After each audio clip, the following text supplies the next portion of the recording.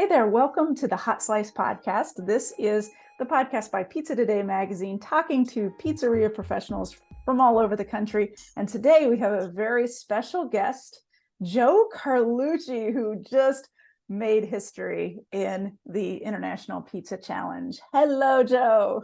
How are you? Thank you for having me. Oh, I am well. And I tell you what, so if you don't know, Joe won not only his division, but he took Pizza Maker of the Year.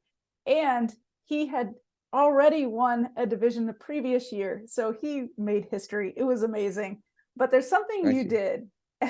You did is you had a speech and you made me cry. I think you had half of the audience crying.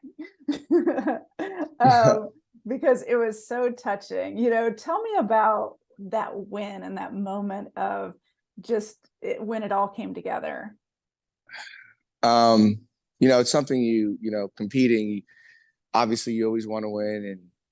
And, I always said, I never thought I was good enough to get there and to win and be up there. And I've watched Tony and Derek and so many others get up there and win. And last year winning it, I couldn't believe it. And then, coming so close last year to Pizza Maker of the Year, Mm-hmm. and then coming back this year, my journey is probably like others or unlike others.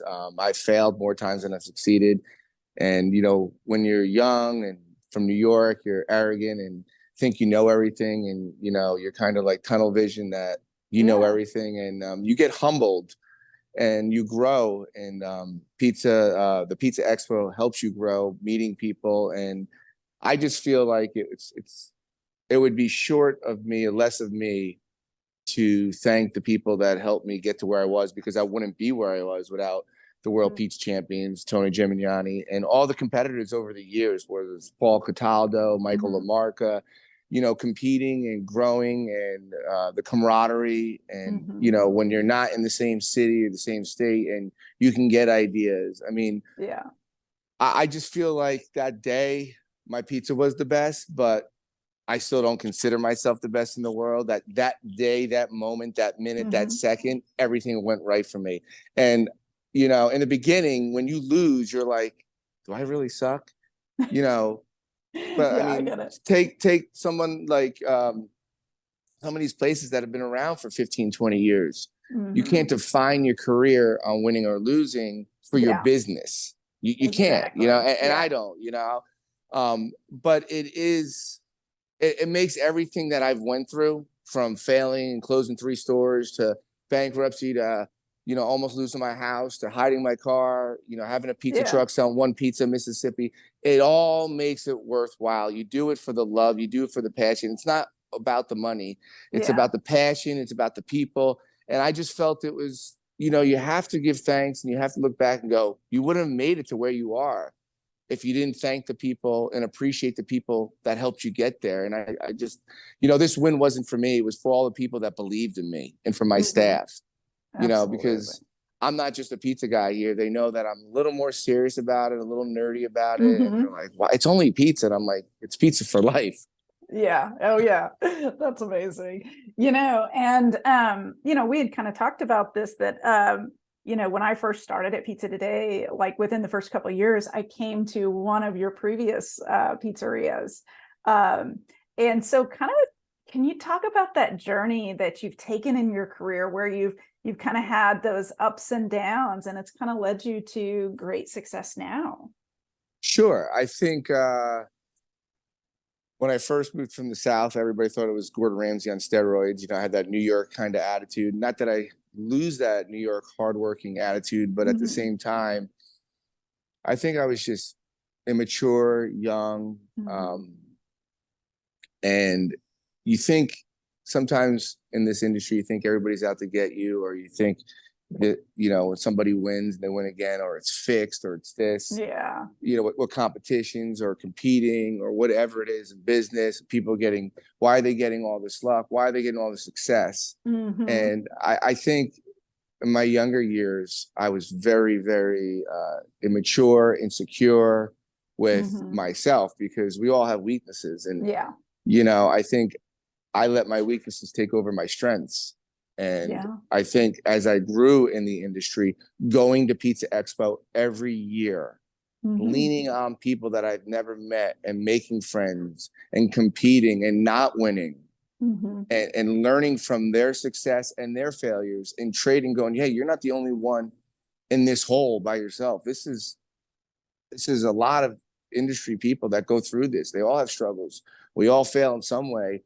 It's not how many times you get knocked down, it's how many times you get up. I always tell my daughter that, you know, don't ever quit. Don't ever give up. I don't care if you fail. I tell the kids that work for me, I want you to make a million mistakes here. I just don't want you to make the same mistake a million times.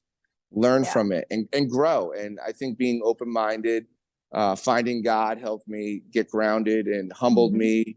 Losing businesses, thinking, you know, hey, you're the best, and then, you know, you get humbled, and appreciating people, appreciating my staff, appreciating what the Pizza Expo did for me the last 20 plus years. You know, I think every day we get up, we can learn from each other, you know, and I truly mean it from the bottom of my heart. That day, that minute, that second, I was the best in the world, but that doesn't mean tomorrow I am. That doesn't mean my pizza's better than anybody else. It just means everything lined up for me. And I just feel that way. I don't think I should walk around popping my chest just because I won best in the world. I just don't. I'd rather give the credit to my staff, to Tony, to the World Pizza Champions. There's a lot more people out there that are a lot smarter and a lot more advanced in what I do. And, you know, everything came to a fruition that day for me. But, you know, there is a big part of taking it serious when you compete, you know. I mean, I won't give you all the secrets, but I rented a separate hotel room for my dough. Like, let's just go that far. Like psychotic. That's how I get. But, you know, you got to do what you got to do to win sometimes. What made these pizzas? Because you actually had to make two, correct? You had to make the one for the competition and the one for the Maker of the Year. You know, what were those pizzas, and, you know, how did you really make them stand out? Okay, so I won traditional last year, so I wanted to hit another division. And about 7 years ago, I had done a lobster kind of scampi pizza. And at the last minute, I put some raw steak on it to cook in the oven. And I remember Glenn Sabowski coming out to me, like, just in general, just talking. He's like, man, I had a really good pizza, and this guy screwed it up. He said something else, but I won't repeat that. And I said, what'd they do? And he looked at me and he said, was that you? He said, why do you listen to other people? He said, why don't you believe in yourself? You're great at what you do.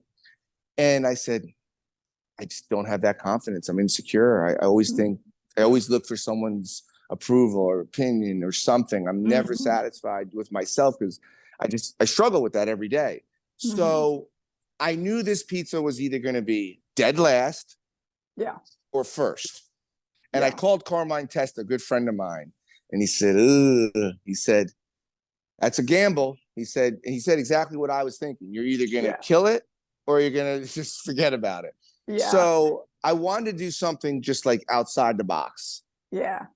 And I called, you know, a couple other people on my team, and they said, okay, let's elaborate on this. You got to do more than just the lobster and the crab meat, and where you're going to get it from. There's nowhere in the South. You're going to get it from Maine shipped. You're going to get it from Vegas. Like, you got to get top notch. And then what are you going to add to that? So I study the brain a lot and how the brain reacts to the first bite. So Derek Sanchez always helped me, taught me that. Oh, the scientist. Like there you go. So absolutely. talking with him gave me some ideas, and I said, like, it's either going to be a home run or it's going to be a strikeout. But I didn't get here to worry about if it's going to be a strikeout. I can't think that, you know. So when I did it, I knew my dough would be a top notch because I take the dough 100% on another level. So I wasn't worried about that. And I knew the flavors kicked. When you're making it, it's funny. It took me 35 minutes to make one pizza, but yet in my store, I wouldn't have a customer doing that. No, not at all. Right. So I had my staff help me a lot, and I had customers taste it. And a lot of people were like, lobster on a pizza? I'm like, it's bread. You could put any dish on pizza. It's non-traditional. So the mindset of people were kind of like, uh-oh, what are you doing? Why would you do that? But I know going to the competitions, when it's non-traditional, I've seen some amazing pizzas like you would not think of, you know, whether it's, you know, octopus, you know, I've seen duck. I mean, you can, anything. If you combine the combinations correct, anything will taste great on pizza.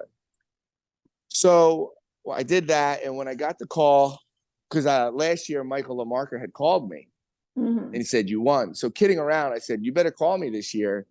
And I know, Wednesday I was night, there when he called. Oh, you were? Okay. So Wednesday night I was and I was checking my phone at like 7 o'clock because it was like the same thing. Yeah, I was checking the time. Yeah. And then for some reason, I just like forgot about it. And my phone rings and it's FaceTime Michael. And I'm like, he's like, Joe. He's like, you did it again. Yeah. I'm like, I won the South. That's what I said. I was like, don't mess with me. And he's like, no, I can't believe it either. I said, oh, thanks, Mike. That's awesome. So, he called me first because he's like, Denise, can I call him? Can I release it? Can I call him? I was like, I already put it up on social. Do it. I couldn't believe it. I was in tears. The first person I called was my daughter. Oh. And just to show you and tell you about the camaraderie at the expo is I was walking around stage behind it, going over to talk to Paul Cataldo and his two daughters because we had talked earlier and one of them had won. Yeah. And they sprinted, both of them, and gave me the biggest bear hug that I thought the two girls were going to break my back. They were in tears.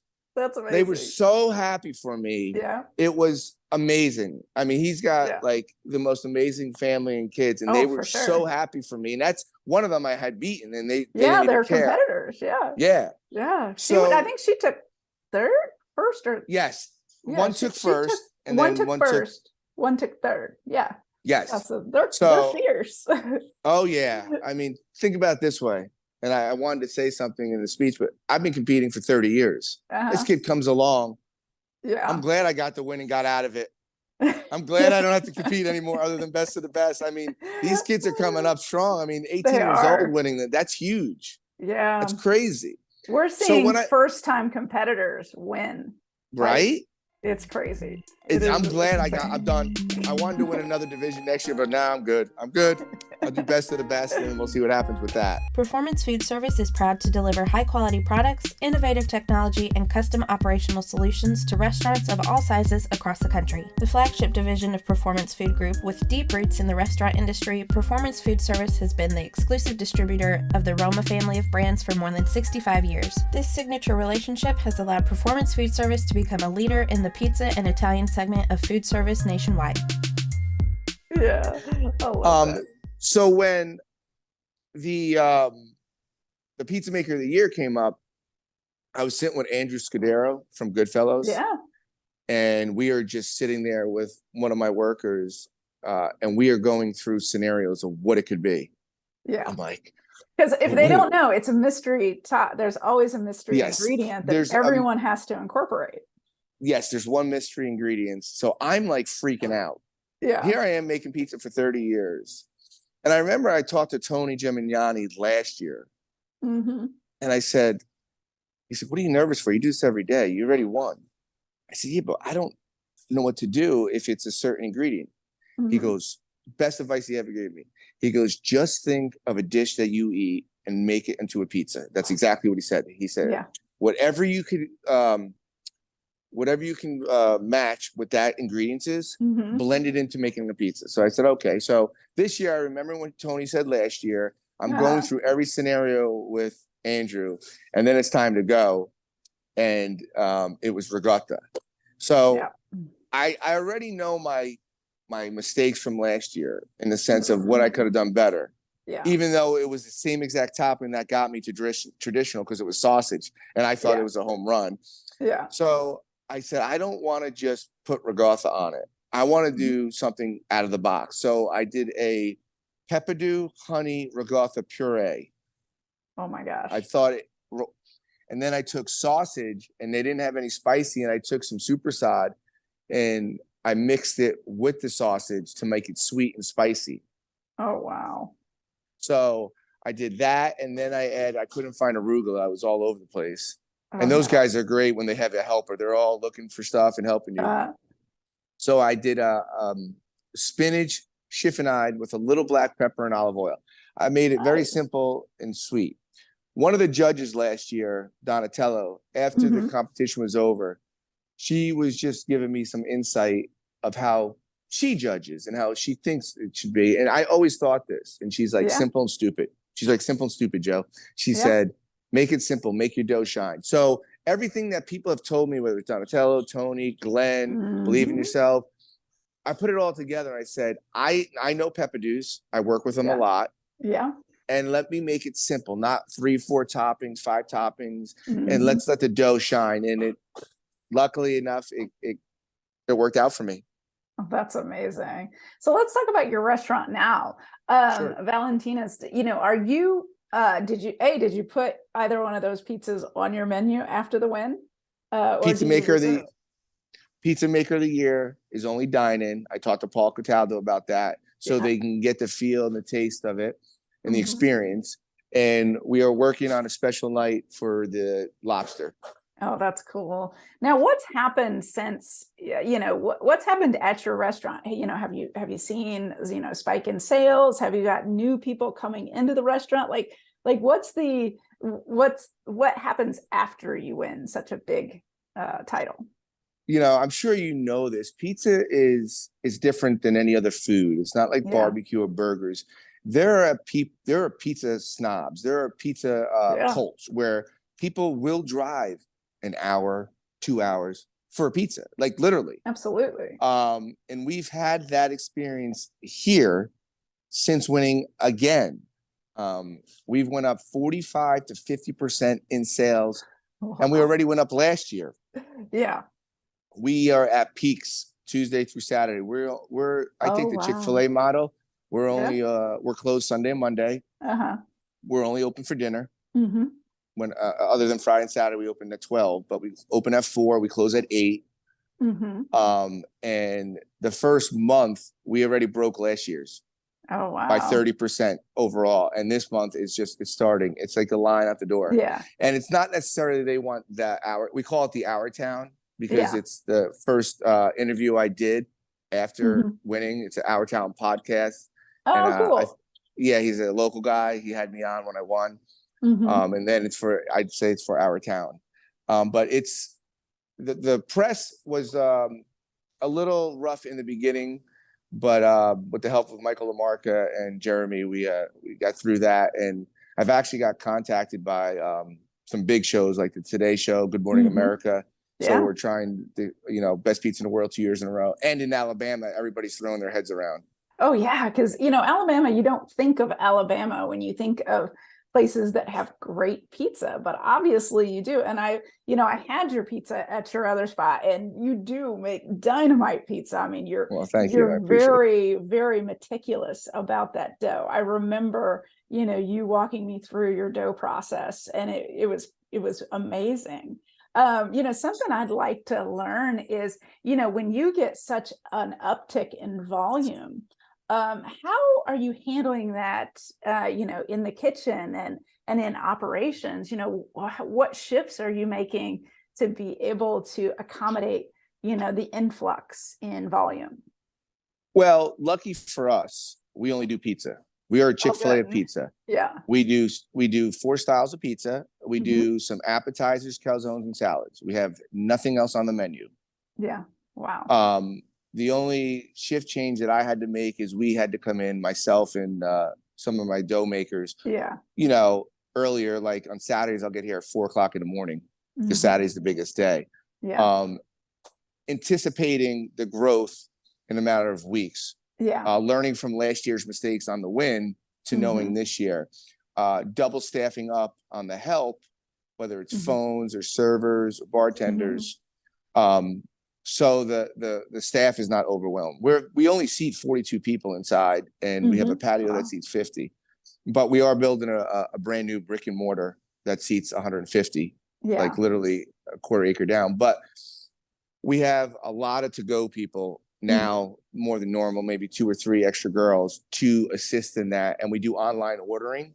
So it takes off from the phone ringing like crazy. Yeah. Wow. Hey, yeah, that sounds like you've got the flow down. That's amazing. Well, I mean, it was a lot of trial and error. I didn't realize last year winning how big of an impact, and then coming back and doing it again, and Pizza Maker of the Year on top of it. Yeah. I knew that whatever we did last year we're going to crush it even more. So I just anticipated it. And my belief is it's easier to send people home than to call and beg for them to come in. I got you. Yeah. So That's awesome. So let's talk about your restaurant. Give us a little brief overview of your style of pizza, and and tell us a little bit of the story about how this specific restaurant came about. Sure. So we do cauliflower crust, New York style, grandma, Sicilian, and Detroit. Wow. Kind of like going to it's like going to Chick-fil-A, just getting a grilled chicken or fried chicken. That's how I look at it. How many ovens do you have? I have a Mariforni 140 and a Pizza Master 933, which we're going to upgrade to the new place. Yeah, nice. The Pizza Master can handle a lot of volume. Absolutely. So my place is kind of in the middle of nowhere. It's cornfields next to a gas station. It was my commissary during when I had my food truck. Okay. During COVID. I had a food truck, and when COVID hit, I always say COVID was the greatest year of my life, because when the world shut down, food trucks just crazy. I went to every subdivision in North Alabama Monday through Friday, and in 2 months, I saved $50,000 cash. And this was my whole story. It was just nothing in here. It was a mixer and a 3-door cooler. And I gave it to God, and I opened this place with a negative bank account, personal negative bank account, no money. And I said, this is it for me. If I can't make it here, I'm done. And I had hundreds of people walk up to me on a Friday night and go, are you going to fail again? Are you going to make it here? I said, I don't know. And I'm literally in the middle of cornfield. It's strictly residential. And I said, if it's going to work, it's going to work. I'll give it to God. I kept my mouth shut for once and my head down. And we had built a patio. I spent a lot of money on a mural. And in 2.5 years, I outgrew this place to purchase an acre of land in a 4,000 square foot place. So this place it has a lot of sentimental value because of the volume we were doing. We did over $1 million last year in a 1,500 square foot place. Very proud of it. I couldn't do it without my staff. I'm about empowering the people. I let my staff do the beer ordering. I let them do the wine because I don't know nothing about gravity beer. I know about pizza, so they love to do it. We sell it. That has helped me a lot in vision. I believe in empowering the people and making careers for them. We give benefits. We give 401k. We give paid vacation. And I make a little less, but they want to be here. I had 3 girls the spring break. 3 girls go on spring break to a mission trip. I can't get mad when they're talking in the corner if they make a mistake. I mean, I have some of the greatest young kids. I always say people say, oh, the youth is horrible. It's not the youth, it's the people that raise them. And as business owners, as operators, it's our job while they're here to teach them a skill set, whether they can bring on in life or they can just keep for when they get older and remember.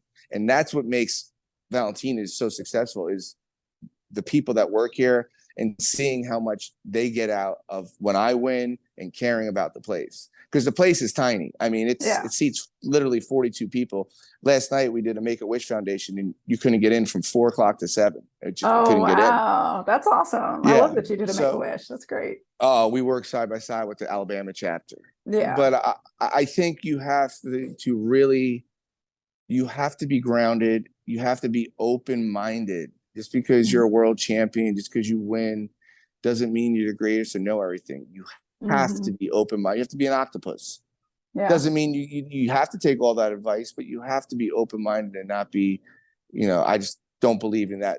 The motto that it's working for me the last 3 years is the motto I'm going with the rest of my life, because the last 20, who knew what I was doing? I was coming in 50th and 20th, and now I just went back to back, but that's how Valentina's came about. And my daughter's Valentina. She has a Guinness World Record. She wants to get in the pizza business. Oh, nice. She loves working here. She was here Saturday. She works dishes and salad line. She's ready to get on the pizza line. She's done dishes for a year. Oh, there you She's had it go. with that. Yeah, she's earning her stripes, as we say.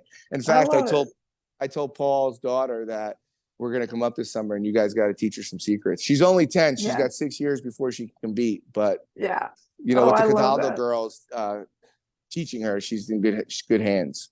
Oh, that's amazing. Well, I'll leave you on one final question. Let's talk about this wonderful 4,000 square foot facility you're getting ready to go into. Like, what's that going to be, and kind of how are you getting ready for it? Talking to a lot of people that have done the volume in that size restaurant in the industry, leaning on my World Pizza Champions, whether it's Mike Bosch, Nick Boaz, Tony Gemignani, you know, all these guys. 150 seats. We're going to have a bourbon room. Oh, I heard about your bourbon room. We're going to have an enclosed patio, so we'll always have the seats. We'll have heaters. I'm going to have I have another 1/4 acre next to it, so I'm going to make a s'mores pit. I'm going to make adult games, you know, bocce and Connect Four, where parents can come spend a couple hours. They're not going to be camping out because we'll have the seats, and then the kids can enjoy themselves, and they're not going to want to leave. They'll have more drinks, more food. Last year when I got back from Vegas, I got the call because I went to the bank and I was like, yeah, I'm going to try it. My friend said, hey, you got to do it. I said, I'm done with investors. He goes, I'll help you. I said, I don't want to help. And the bank called me on Good Friday last year and they said, you got it. And then I get back and I won, and the bank called me again. We're going to increase the amount. Yeah, that's exactly what they did to help me. They were like, we didn't know who you were. And I said, I'm nobody special. They said, well, you're the best pizza in Alabama. And it took on a life of its own. I mean, and now we're about 4 months being completely done. And I can't put Legos together. So I've leaned on my GM, my bartender, my girlfriend. I have just people for designing it. I didn't have like a designer come in. But I had one of the girls that works for me. She said to me, is this your forever place? And I said, I don't know. And I've been thinking about what she said. And I said, you know what? It is my forever place. I'm not, you know, looking to get 100 places, you know, but it is it's a 1/4 mile from my place. And if you're ever around, you got to come down and check it out. I'll send you guys some pictures. It's going to have the same feel, the home feel, but it's just going to be able to service what we can't now. Because that's our biggest struggle is ourself. Our biggest competition is ourself. Is your capacity. Because, that's exactly it. Wow. So, I mean, it's been a blessing. And, you know, a lot of that is for the people go, oh, what's the Pizza Expo every year? This is why I can get there, because of the expo, because of the knowledge of people that have been there, the mistakes they've made, or the success they have. Yep. You know, I can call so many people in when I open and they'll be like, hey, you need to prep this. You're going to do this volume. You're on a different scale now. What you did on a Friday, you're going to do on a Tuesday.